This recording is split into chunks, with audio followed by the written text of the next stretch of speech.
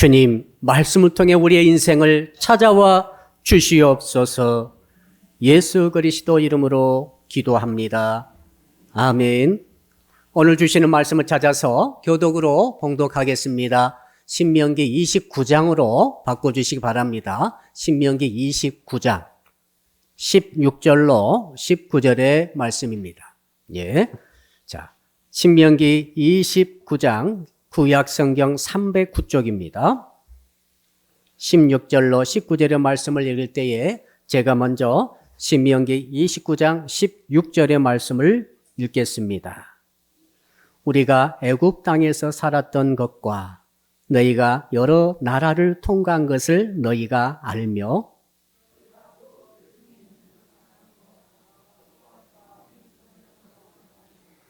너희 중에 남자나 여자나 가족이나 지파나 오늘 그 마음이 우리 하나님 여호와를 떠나서 그 모든 민족의 신들에게 가서 섬길까 염려하며 독초와 쑥의 뿌리가 너희 중에 생겨서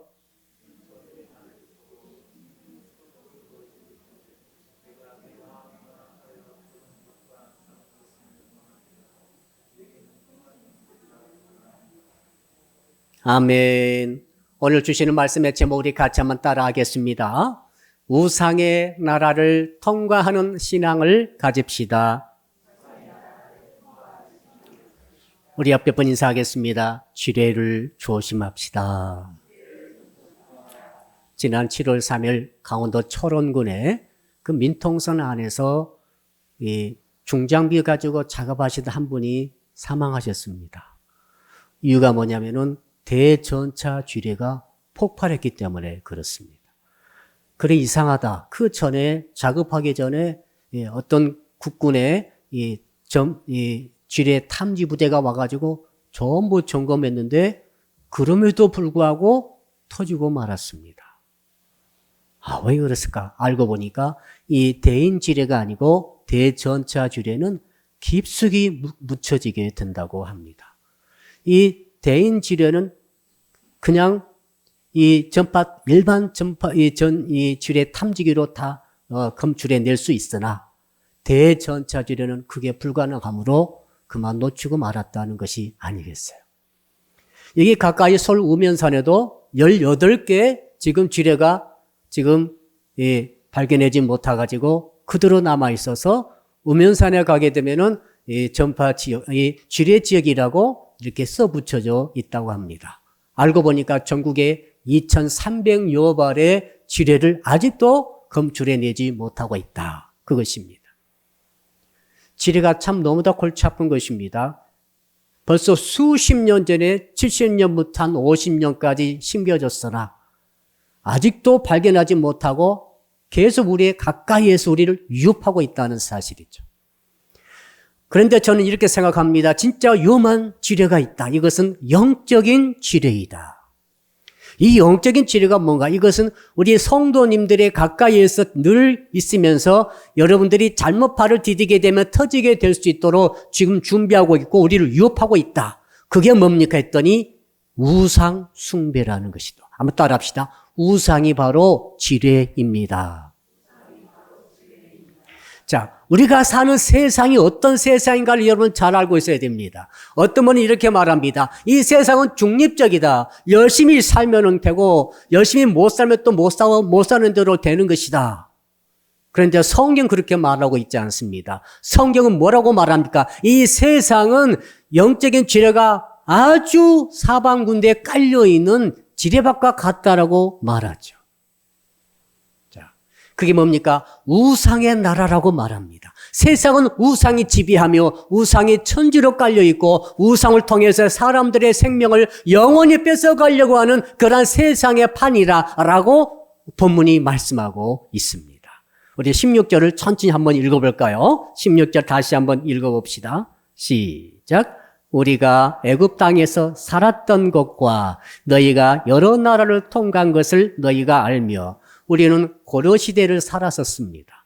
조선시대를 살았었죠. 대한제국의 시대가 있었습니다. 일제강점기 시대가 있었죠.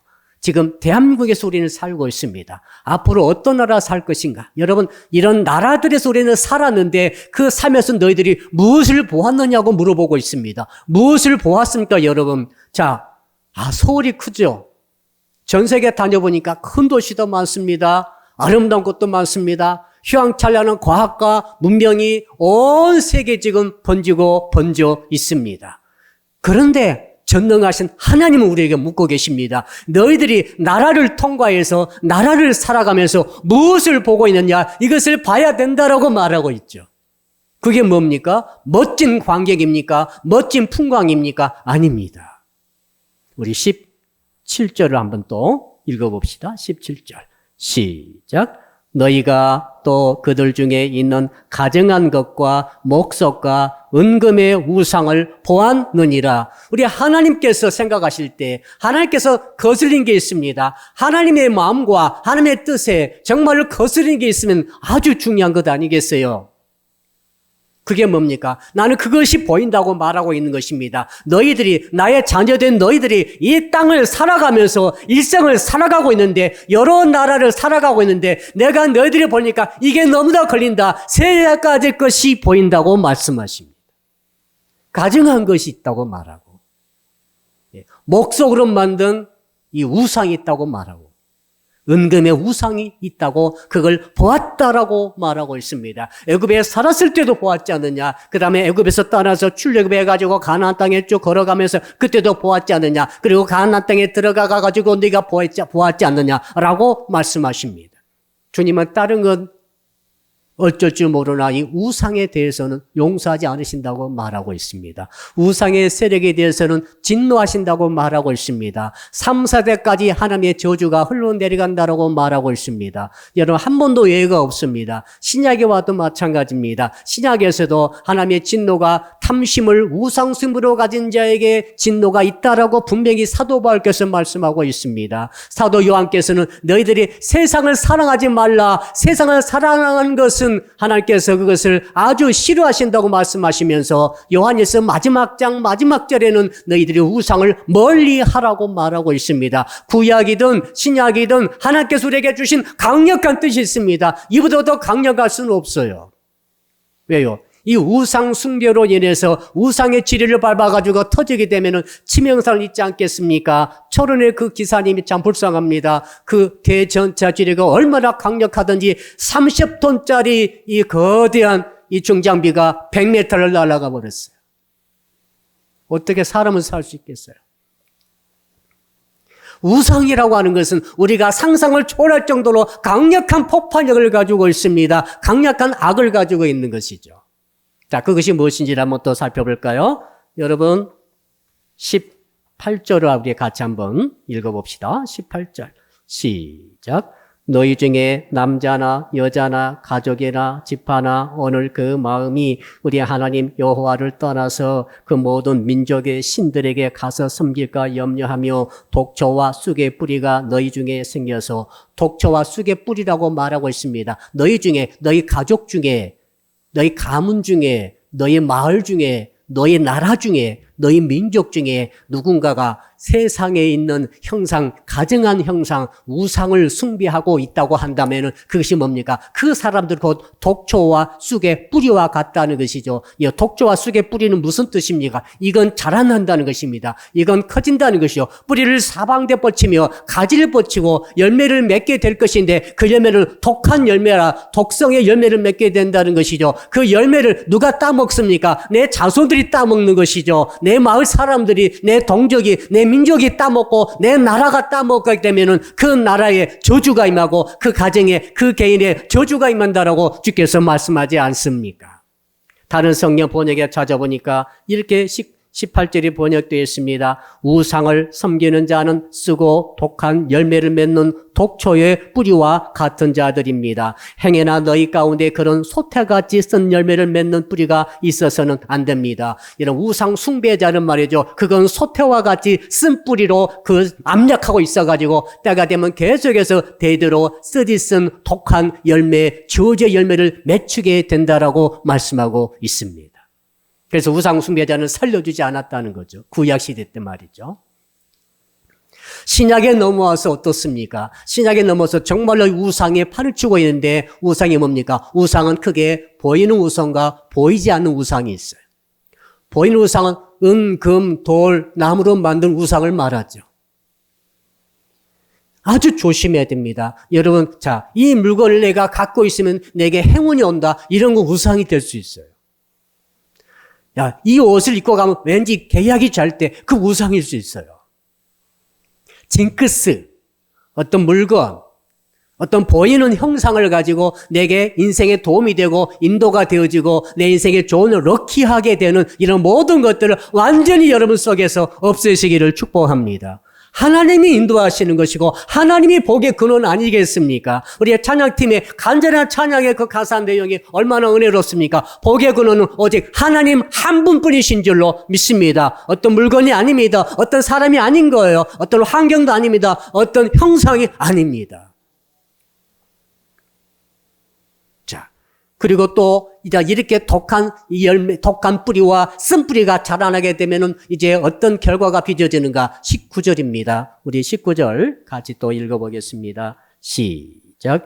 이 저주의 말을 듣고도 심정에 스스로 복을 빌어 이르기를 내가 내 마음이 완악하여 젖은 것과 마른 것이 멸망할지라도 내게는 평안이 있으리라 할까 함이라. 새 번역에 보니까 이렇게 되어 있습니다. 후반절에 당신들이 그런 사람을 그대로 두면은 맹렬한 재난을 만나서 파멸되고 말 것입니다. 이 맹렬한 재난이 무엇인가? 왜 하나님께서 맹렬한 재난이라고 말씀하셨는가? 우상 숭배의 결과는 맹렬한 재난인데 다른 번역 보니까 하나님의 분노와 질투를 받아 성경에 기록된 모든 저주가 내게 내려 덮이게 된다. 세상에 성경 기록된 모든 저주가 한꺼번에 내려 쏟아붓게 되는데 그게 누굽니까? 우상 숭배자가 있음으로 말미암아 쓴 뿌리와 쑥 같은 뿌리를 통해 암약하면서 자라나서 쓴 열매를 독한 열매를 맺게 되는 이것에 대해서 우상 숭배에 대해서 이렇게 엄격한 하나님의 처분을 말씀하고 있습니다. 또 다른 성경 보니까 하나님께서 우상 숭배자의 이름을 하늘나라에서 반드시 지워 버리리라. 요즘에 시내 가보니까 얼마나 많은 점집과 뭐 타로를 비롯해서 무슨 너무너무 많고 언론에서도 이 유튜브라든지 뭐 인터넷 할 것 없이 너무너무 많은 곳에서 너무 일상적으로 너무 버젓이 너무 자연스럽게 나오고 있는 모습이 참으로 두렵기 짝이 없었습니다. 이건 쓴뿌리요 독한 뿌리라고 주께서 말씀하시며 말로 할 수 없는 저주와 그 이름을 끊어버리겠다는 가장 치명적인 말씀을 주께서 여러 군데서 반복적으로 하고 있기 때문인 줄로 압니다. 옆 사람 인사합시다. 우상은 싫어요. 우상이 있으면 토가 나와야 됩니다. 눈이 뒤집혀야 되는 거예요. 마치 뜨거운 솥에 손을 넣듯이 뜨거하고 여러분 정말 정신이 바짝 차리고 경계할 수 있기를 주 이름으로 축복합니다. 그런데 너무너무 자연스럽게 너무 부드럽게 마치 수영장에 쑥 들어가듯이 우상 세계, 우상이라는 나라를 우리는 통과해 가고 있습니다. 저와 여러분이 가는 것은 천성입니다. 그러나 과정은 우상의 나라예요. 우상이 기초입니다. 우상의 지뢰가 사방에 깔려 있어요. 보이는 우상은 그나마 낫습니다. 요건 경계해야지. 이거 저런 거 안 해. 보고 대가리 달아놓은 거. 싫어. 다 우리가 보고 알지 않습니까? 누가 부처에 가서 절하겠어요. 예수 믿는 사람이. 그러나 문제는 보이지 않는 우상이에요. 저런 그분이 왜 돌아가셨어요? 보이지 않기 때문에 당한 거 아니겠어요? 우상이 있습니다. 보이지 않는 우상이 있는데 보이지 않는 우상 중에서도 두 가지로 분류했습니다. 보이지 않는 우상 가운데 우리가 기존에 잘하고 있는 이 정체를 떳떳이 드러내놓고 역사하는 우상이 있어요. 보이지 않습니다. 뭡니까? 돈입니다. 돈의 우상이고 그 다음에 성의 우상입니다. 그리고 권력의 우상이요. 이 세 가지는 말이죠. 야, 나 우상이다. 그래 어쩔래? 너 돈 필요 없어? 너 권력 필요 없어? 얼마나 권력이 좋고 빽이 좋은데 너 즐기는 거 필요 없어? 사람들이 알면서도 다 들어가는 거예요. 그런데 오늘 본문에서 제가 강조하고 싶은 게 있습니다. 정체를 드러내는 보이지 않는 우상이 있지만은 정체를 자기가 감추면서도 보이지 않는 우상이 있어요. 너무너무 어려운 우상이에요. 대전처지와 너무 비슷한 것 같아요. 아무리 이걸 지뢰 검색기를 해도 탐지가 안 되는 그런 영적인 우상이 있는데 그게 뭡니까? 보이지 않고 동시에 정체도 드러내지 않고 숨겨진 우상이 있다는 것이죠. 오늘 이것을 제가 말씀드리려고 합니다. 자, 어떻게 우리가 이 보이지 않으면서도 정체까지 숨기고 있는 우리 속에 아주 자연스럽게 지금 우리 가운데 다 있는 거예요. 이 우상을 어떻게 골라낼 수 있으며 분별해낼 수 있으며 이것은 나에게서 제거함으로 말미암아 내가 정말 살아가다가 이 지뢰를 받고 터져서 영적으로 죽어버리는 이런 일을 우리가 막을 수가 있을 것인가? 심각하지 않겠습니까? 자, 우리가 우상의 나라를 무사히 통과하려고 한다면 몇 가지 절차가 필요한데 첫째는 뭐냐면 한번 따라합시다. 우상의 성경적인 정의를 압시다. 우상을 알아야 우상을 피할 수 있고 우상을 극복할 수 있고 우상을 떨칠 수 있습니다. 그래서 정의가 중요한데 이 정의가 우상이라는 정의가 무엇인가? 살아계시고 참되신 하나님에게 전심을 다해서 의지하는 것이 아니라 어떤 축복이나 도움 또는 인도를 위해서 우리가 의지하게 되는 하나님 이외의 모든 것. 이것이 우상이다. 또 다른 말로 잠깐 바꿔서 말씀드립니다. 만약에 우리가 하나님 한 분이 아닌 다른 곳에서 축복을 구하고 무엇인가 사랑하고 무엇인가 의지하고 신뢰하고 따르고 있다고 한다면 그것은 바로 우리가 우상 숭배를 범하고 있는 것이다. 이게 정의예요. 팀 켈러가 하는 유명한 기독교 작가가 이렇게 우상의 정의를 내렸습니다. 우상이란 하나님만이 주실 수 있는 것을 얻고자 하나님 이외의 다른 것에 의지하고 구하고 있는 것. 우리가 구하는 거 많습니다. 우리가 건강도 필요합니다. 물질도 필요합니다. 가정의 행복도 필요합니다. 결혼 상대자도 필요합니다. 또 뭐가 필요합니까? 우리 자녀들의 앞길 열어지는 것도 필요합니다. 사업의 번성도 필요합니다. 우리 필요한 거 많이 있습니다. 자, 그런데 이것을 말이죠. 우상의 정의에 딱 비춰보니까 아주 중요한 순간이 있습니다. 이것을 하나님께 구해야 되는데 하나님 이외 비슷하지만은 하나님이 아닙니다. 하나님이 아닌 다른 것에서 이걸 구하고 이걸 찾고 이걸 원하고 이걸 줄이라고 의지하고 하는 그런 모든 마음씀씀이조차도 우상 숭배일 가능성이 있다고 오늘 주님이 말씀해 주시는 것입니다. 자, 그렇다면은 목사님 저는 우상 숭배적인 어떤 그런 기미가 있습니까? 없습니까? 제가 오늘 그거 알려드릴게요. 지금 여러분들 속에, 여러분 속에 지금 우상에 지금 숭배가 있는 것인지, 아니면 없는 것인지, 아니면 정말 있을 것 같은 것인지, 이런 가능성들을 점검해 볼 수 있는 체크 질문이 있습니다. 여러분들 말이죠. 무엇이든지 나에게 하나님보다 더 중요한 것은 전부 우상입니다. 여러분에게 중요한 게 있잖아요. 뭐가 중요합니까? 자, 뭐가 중요한, 굉장히 위험한 순간이에요. 중요합니다. 중요하니까 중요하다고 생각하죠. 집이 중요합니다. 그렇죠? 돈 버는 게 중요하죠. 그렇죠? 사랑하는 게 중요하죠. 평생의 소원이 있죠. 얼마나 중요하길래 평생 소원 가지고 비전 가지고 달려가겠어요? 회사 사장님들은 정말 충성하는 직원이 필요합니다. 한 사람의 정말로 충성하는 그 직원 정말 필요합니다. 이 중요한 것들 많이 있습니다. 미혼의 남녀 청년들은 결혼하실 분들은 결혼 상대자가 정말로 필요합니다. 정말 나이가 합당한 결혼 상대자가 얼마나 필요합니까? 여러분들이 지금 중요하다고 생각하는 모든 것들이 우상이 될 가능성이 아주 강력하게 있습니다. 자, 중요한 것이 중요하지 않다고 하는 게 아니라 이 중요하다고 생각하는 것이 자, 어떻게 됩니까? 저것만 있으면 내 삶이 의미가 있을 것이다. 하나님 말고 저것. 나 정말 돈이 필요한 사람 있을 거예요. 돈이 필요 없는 사람 누가 있습니까? 다 필요합니다. 그런데 이렇게 생각하는 거죠. 야, 돈만 있으면 나는 정말로 내 삶이 완전히 삶의 의미가 있을 것인데. 근데 사실은 삶의 의미는 하나님이 주시거든요. 자, 그러니까 이거 너무 평범한 질문이며 중요한 질문이지만은 많은 사람은 그렇게 생각하고 있어요. 야, 이것만 있으면 내 삶에 의미가 있겠어. 내가 이 시험만 합격하면, 내가 이것만 가지면, 내가 이 물질을 얻으면, 내 삶에 이거 성공하면은, 내가 결혼에 고리만 할 수만 있으면은, 많은 것들 우리가 원하고 있는데, 그것들을 얻게 되면 내 삶에 의미가 있을 것이다. 라고 생각하면은 우상을 숭배하고 있다. 그 말 아니겠어요? 이게 체크 질문이에요. 한번 질문해 보세요. 저것만 얻으면 나도 가치 있는 사람이 될 것인데 지금은 가치가 없는 거죠. 이 일을 성취하게 되면 내가 얼마나 가치 있게 될 것인가. 예. 저것만 소유하게 되면 내가 얼마나 중요해지게 될 것인가. VIP가 될 것인데 저걸 내가 못 가졌구나. 가지려고 애를 쓰는 것이죠. 만약 이런 생각이 여러분 속에 아주 사고방식으로 자리 잡고 있다고 한다면 여러분들은 거의 우상 숭배 수준에 다다라 있다고 보아도 되는 것이죠. 어떻게 이걸 알았는가? 이 말씀을 보다 보니까 그걸 알게 됐어요.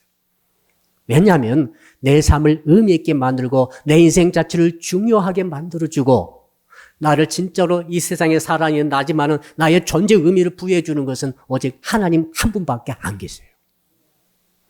근데 하나님 위에 다른 것을 중요하다고 그것이 나에게 중요성을 준다라고 의미를 준다라고 생각하는 순간 그것은 우상 숭배적인 아주 악한 생각이고 내가 지금 지뢰밭을 가는 거예요. 지뢰를 잘못하면 받게 되는 거죠. 터지면 우상 숭배에 붙잡히게 되는 것이죠.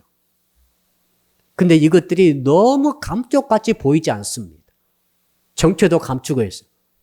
야, 삶의 의미가 얼마나 중요해. 이렇게 딱 나오는 것이죠. 자, 그래서 우리가 어떻게 해야 되는가? 아주 중요한 원리가 있습니다. 첫째 원리는 뭐냐면은 이것들이 우상적인 요소들인데 이것들이 절대로 아주 좋게 나에게 다가온다는 거예요. 너무 좋은 거예요. 너무 필요한 거예요. 너무 중요한 거예요. 하나님 말고, 하나님 여기 계시고 하나님 말고 지금 내가 살아갈 때 지금 여러분의 인생에 지금 중요하지 않는 게 없는 사람이 누가 있어요? 중요한 게 있죠. 그거랑 지금 마음속에 생각해 보세요. 아, 나는 이것이 중요해요. 나 이것 없으면 살맛이 안 나. 어떤 분은 날마다 소주를 마시는데 소주가 없으면 살맛이 안 나는데요. 마약 하신 분들은 마약 없으면 살맛이 안 나죠. 확실하죠, 그건? 근데 그거 말고 무슨 소주, 마약 이런 거 말고라도 아, 내가 너 없으면 살맛이 안 나. 내가 너를 얼마나 사랑하는지 알지. 살맛이 안 나. 너 꼭 있어야 돼. 생명 바쳐 너를 사랑할게. 이런 말 많이 하잖아요. 저도 했으니까 할 말이 없어요. 그게 말이죠. 우상이에요. 우상이란 말입니다. 세상에서는 너무 좋게 너무 중요한 것이지만은 자, 그래서 그럼 이게 뭔가 했더니 팀 켈러라는 사람은 그걸 3가지로 말씀하고 7가지 말했는데 제가 생각해 보니까 3가지가 아주 중요합니다. 첫째는 뭐냐면은 한번 따라할까요? 평생의 소원이 내가 만든 우상입니다.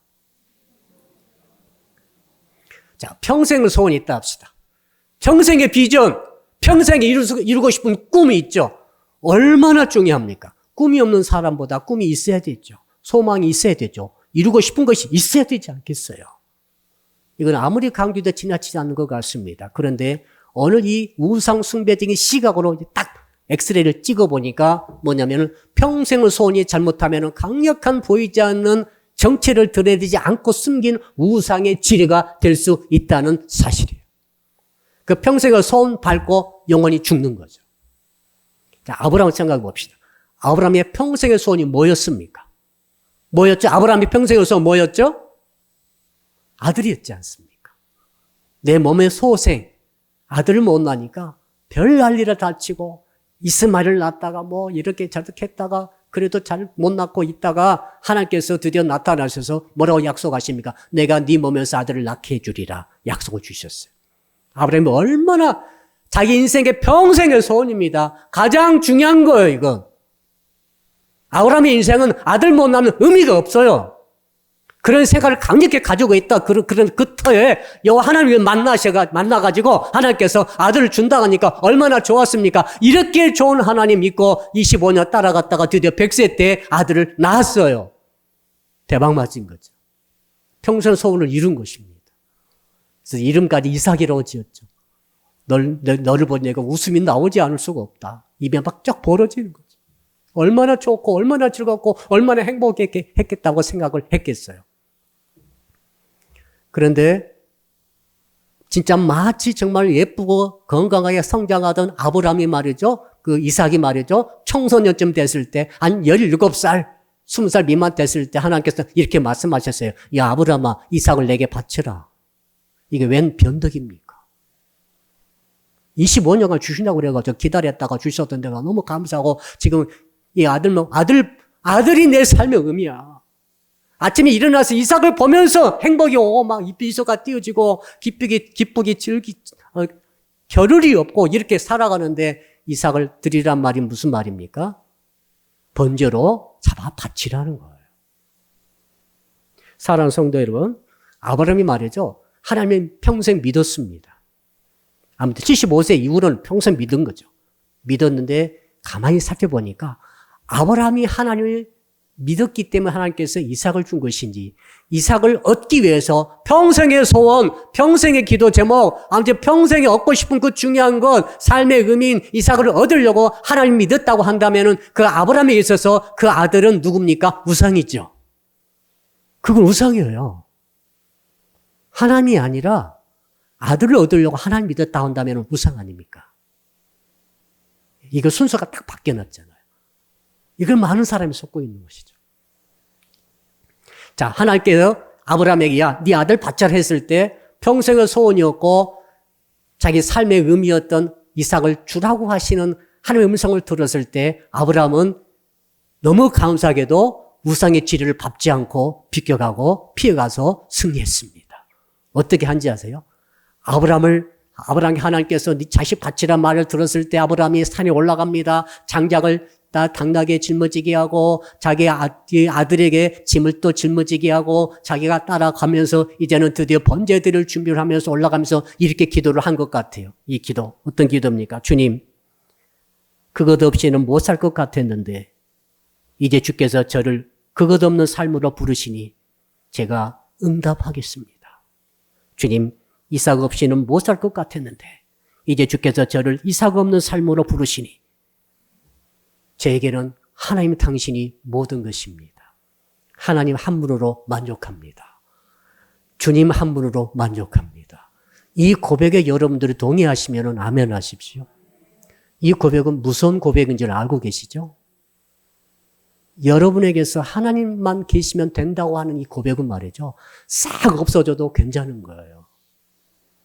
하나님께서 여러분에게 있는 모든 것을 다 가지고 가시고 딱 하나 딱 남겨놨습니다. 하나님 믿는 신앙 이것만 딱 남겨놓고 다른 모든 것을 다 가지고 가도 괜찮습니까?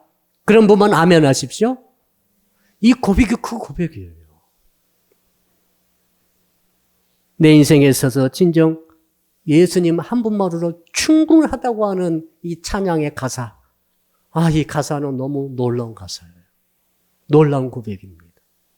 왜 그런가 하면 내가 드리는 이 고백이 말이죠. 주님 한 분으로 나는 만족합니다. 내게 돈을 다 가지고 가시고 내 건강을 다 가지고 가시고 내 사랑하는 사람을 다 가지고 가셔도 저는 괜찮습니다. 주님 한 분으로 만족합니다. 주님 때문에 저는 얼마든지 행복할 수 있습니다. 주님 때문에 저는 얼마든지 의미를 발견할 수 있습니다. 주님이 계시는 내가 무엇을 염려, 걱정, 근심하겠습니까? 내게는 지금 있고 내가 지금 누리고 있는 모든 것이 다 떠난다 할지라도 엽처럼 다 떠난다 할지라도 주님이 내 모든 것임을 고백합니다. 라고 하는 고백 아니겠어요? 이런 고백을 하신 분들에게 주님께서 이제 드디어 손을 대시면 어떻게 됩니까? 아브라함처럼 되는 거예요. 이삭을 내놓으라는 거예요. 여러분 이삭을 내놓으라 할 때 여러분의 가장 중요한 것을 지금 내 삶의 의미라고 생각하는 그것을 하나님이 요구하실 때가 있을 거예요. 그때 여러분이 우상 숭배자가 아니라고 한다면은 선선히 아브라함처럼 내놓으시기를 주 이름으로 축복합니다. 이것이 지금 보이지 않는 정체를 감추고 있는 첫 번째 우상인 평생의 소원이란 지뢰를 비껴나갈 수 있는 하나님 주신 지혜인 줄로 믿습니다. 그래서 하나님이 사실은 우리를 구원하시려고 하실 때 우리를 죽이시려는 것처럼 생각돼요. 아브라함은 죽을 것 같았을 거예요. 차라리 자기가 죽고 말지. 하나님은 아브라함에게 진짜 결정적인 축복을 하시기를 원하셨습니다. 결정적인 세상의 복의 근원 만들기를 원하셨습니다. 그래서 이삭을 달라 한 거예요. 그러나 이삭의 요구를 받았을 때 아브라함은 말이죠. 죽을 것 같았을 것입니다. 나를 죽이시는 거. 차라리 나를 죽이시오. 근데 그 시험에 합격한 거죠. 여러분 평생의 소원의 영적 지뢰를 벗겨 나가시려면은 하나님이 여러분의 손을 대실 때 여러분은 아멘하고 그 하나님의 부르심에 응답할 수 있기를 주 이름으로 축복합니다. 하나님을 오해하지 마세요. 하나님 내게 복 주신다더니 이게 뭡니까? 다 가져가십니까? 그래 내가 다 가져가겠다. 너에게 나만 있으면 되지 않니? 라고 물으실 때 아멘 하신 분들은 이 첫 번째 평생을 소원의 이 악한 이 우상의 지뢰를 비껴나가는 은혜가 있을 줄 믿습니다. 두 번째 신이 있습니다. 한번 따라합시다. 로맨스와 필레오의 사랑입니다. 로맨스는 남녀 간의 사랑입니다. 필레오는 부모 자식 간의 사랑이죠. 혹은 동지의 브라더끼리 사랑하는 거. 시스터끼리. 정말 평생의 언약 맺은 자. 이 의리는 죽어도 변치 않은 의리. 예, 그런 걸 말해요. 필레오. 여러분 부모님들 자식을 평생 사랑하실 거죠? 필레오잖아요. 근데 오늘 주께서 말씀하십니다. 나 저 남자 아니면 나 죽어버릴 것 같아요. 남자들이 그런 고백을 많이 하는 것 같아요. 여자는 좀 덜한 것 같은데. 당신 하면 나 죽겠어. 이럴 때 말이죠. 하나님께서 말씀하신 게 있어요. 무슨 이야기를 하신가 하면 야, 야곱을 너 성경에서 읽어봤지 않느냐? 야곱이 장가 갔지 않습니까? 결혼했어요.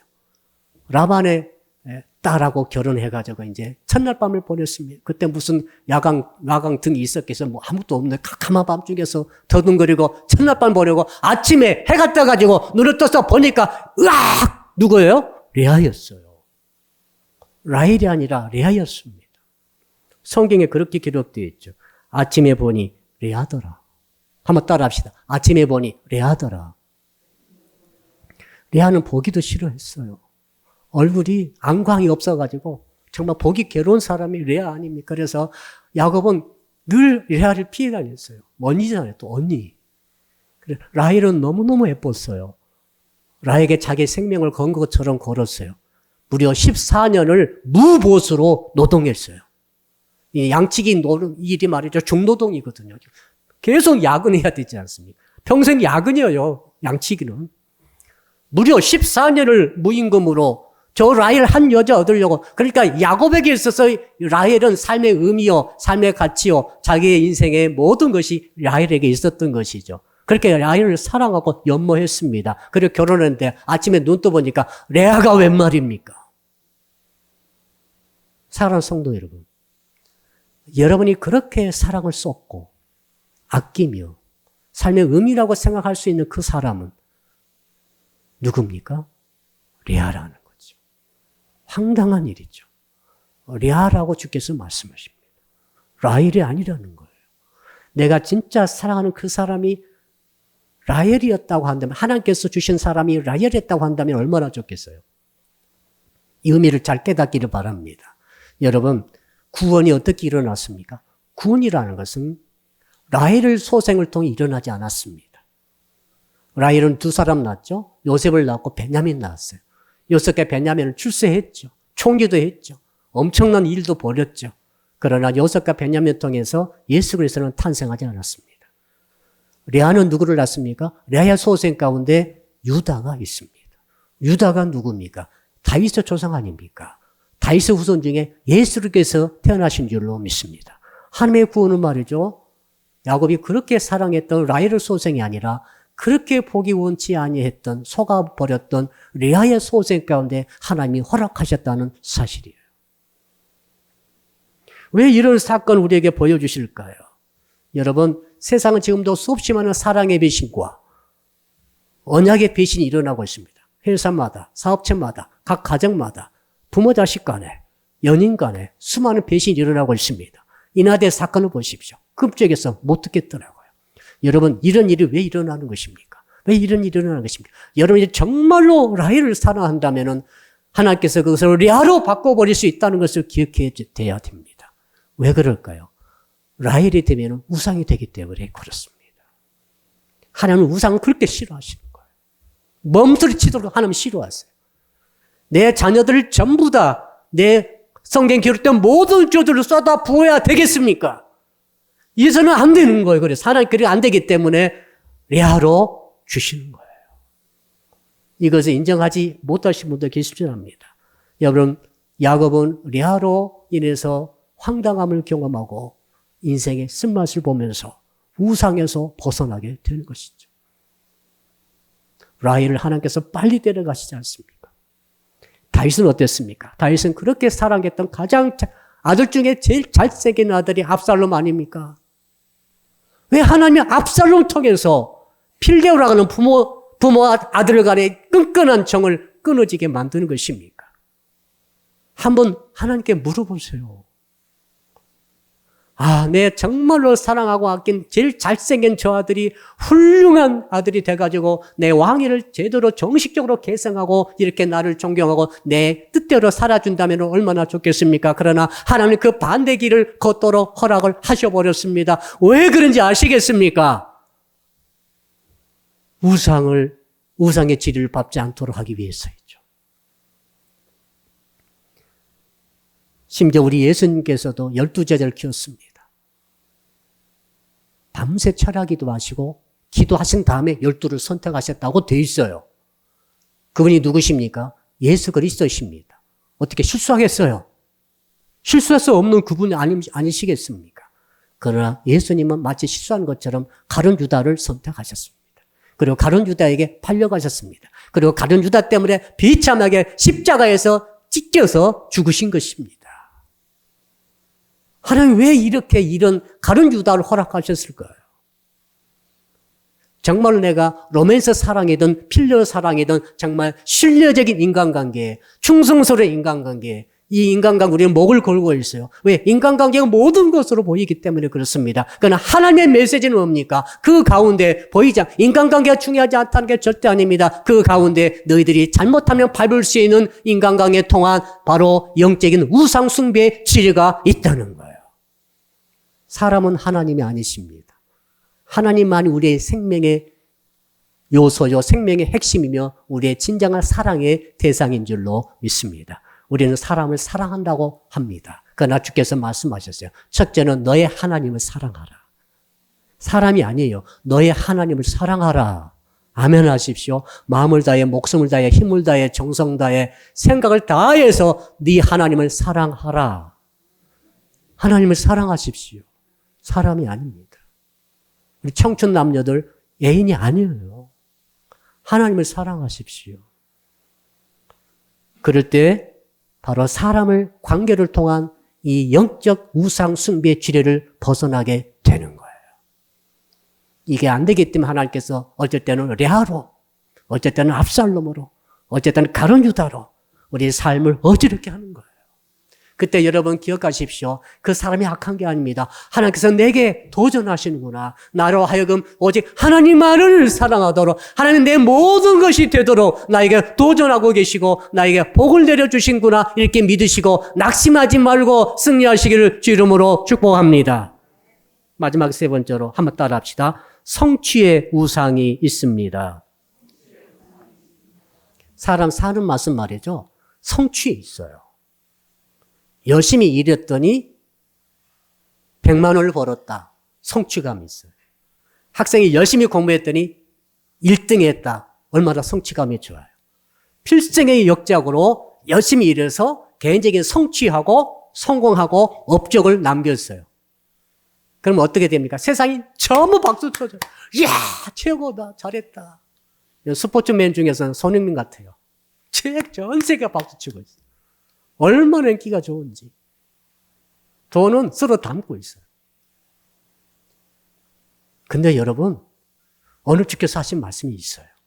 무슨 말씀 하시는가 하면은, 야, 온 세상에 네가 성취한 것, 네가 이룬 것, 네가 세우는 업적, 목회자의 교회도 마찬가지예요.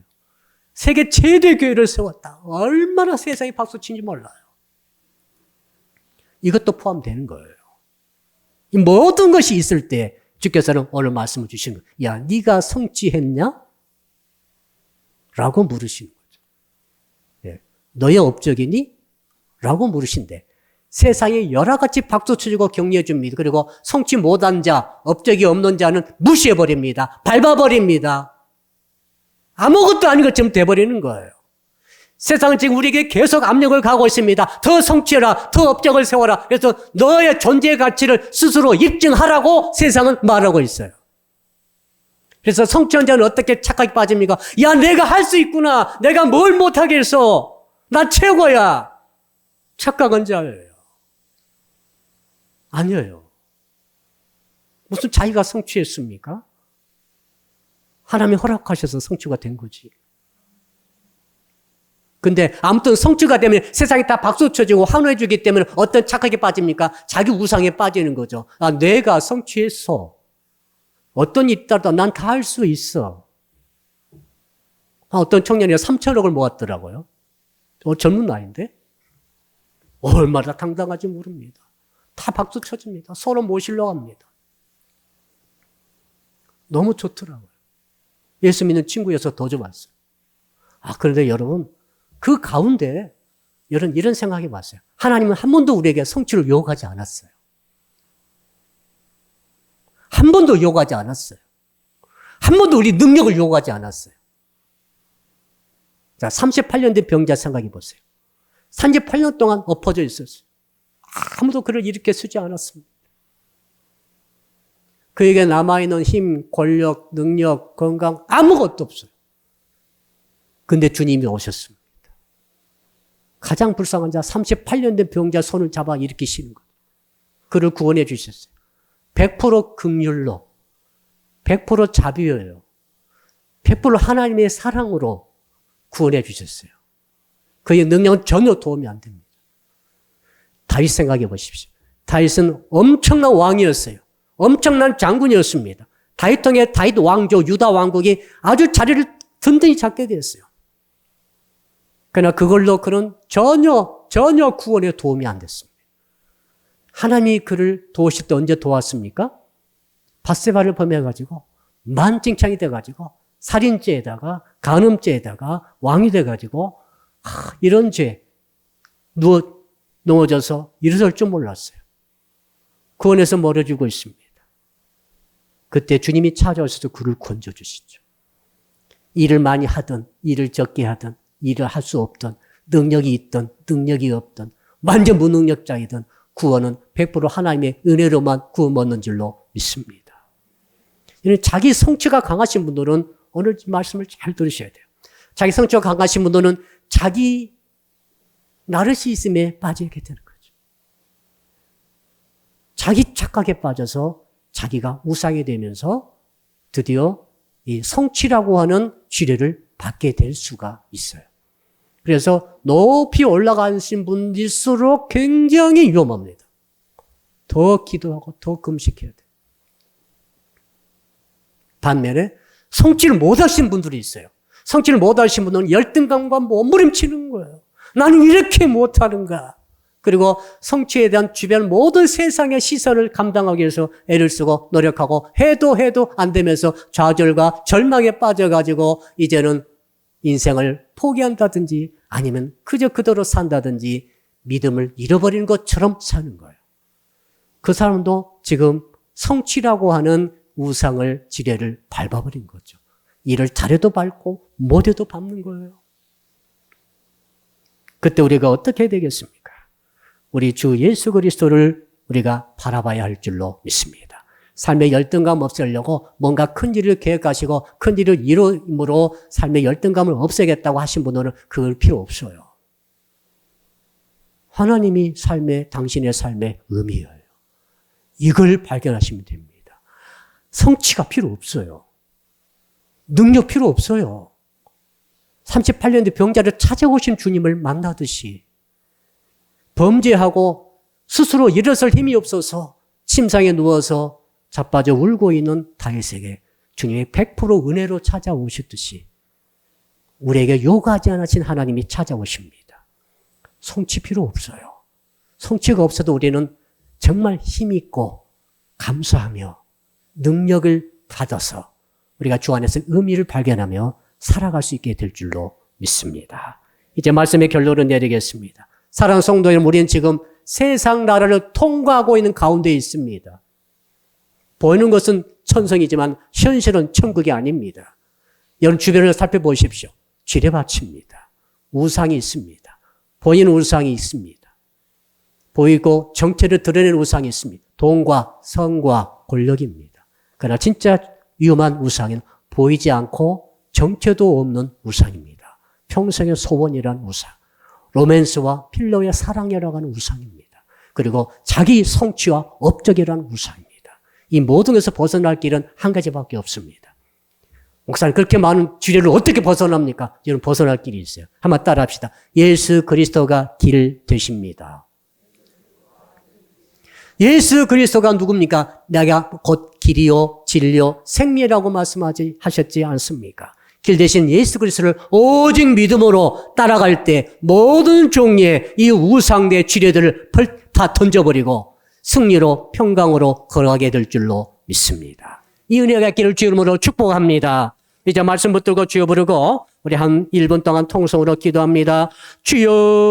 주여, 살아계신 아버지 하나님, 감사와 찬송과 존귀와 영광을 주께 돌려드립니다. 오늘 신명기 29장 16절로 19절의 말씀을 통하여 주의 음성을 듣게 하시니 감사합니다. 아버지, 세상의 나라는 우상의 나라인 줄로 압니다. 우상의 나라를 통과하는 믿음을 우리에게 가지라고 말씀하시니 아버지, 특히 눈에 보이지 않고 자기 정체를 감추고 있는 이러한 자기 평생의 소원이라는 우상을 비껴가게 하시고, 아버지는 또한 로맨스의 사랑과 아름다운 사랑과 충성스러운 관계, 너무나 아름답고 너무너무 좋은 것들이지만, 너무너무 중요한 것들이지만 이것이 도가 지나치게 될 때 우상이 되어서 우리를 참으로 지뢰로 폭발시키려고 하고 있사오니, 아버지, 또 더 나아가서 하나님 아버지, 우리의 업적과 우리의 성취에 엄청난 또 우상의 세력이 도사르고 있사오니 이것들을 비껴갈 수 있도록 도와주시옵소서. 예수 그리스도만의 길이고 예수 그리스도만의 진리고 예수 그리스도만의 생명인 줄로 믿습니다. 예수 그리스도만 뒤따라가게 하여 주시옵소서. 예수 그리스도만 사랑하되 마음을 다하여 목숨을 다하여 생명 다하여 정성을 다하여 주님만 생각을 다하여 사랑함으로 말미암아 모든 종류의 눈에 보이지 않는 우상의 세력을 떨쳐버리고 승리로 살아가는 모든 성도들 되게 하여 주시옵소서. 예수 그리스도 이름으로 축복하고 기도합니다. 아멘.